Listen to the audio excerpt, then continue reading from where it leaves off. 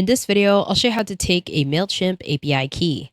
Once you are on your Mailchimp account, the first step is to head over to the top bar, and on the right hand side, you should see the circle. This will be your profile. Now, below your profile, head over to the bottom and click on Profile. Now, that will bring you to the preview of your profile. From here, you want to focus at the very top, which are the tabs. And from here, click on the fifth tab, which is Extras.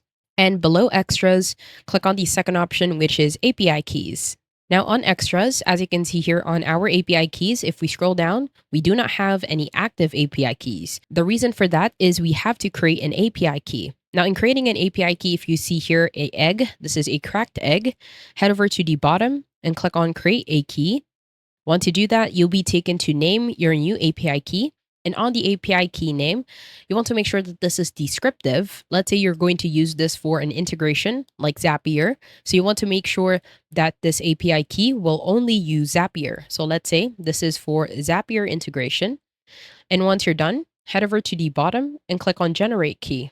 Once you do that, as you can see, you can now copy your new API key. Now, there are two ways to do this. The first way is by simply highlighting the whole key, pressing Ctrl+C. What you can also do is at the bottom, you can copy to clipboard.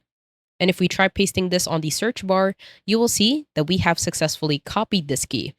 Now, the reason why you need to copy this key is you will no longer have an option to see it again. So make sure that this key is within your notes. And once you're done, head over to the bottom and click on Done. Now, that will take you back to the API key section. And from here, if you scroll down to your API keys, you will automatically see that you successfully have an API key. As I said before, you want to make sure that you copy the API key because you will no longer have an option to copy it again. And if you did lose the API key, then on the right-hand side, you need to revoke and create a new key. I hope you found this tutorial helpful. Please let me know if you have any other questions in the comment section below, and I will try my best to help you out.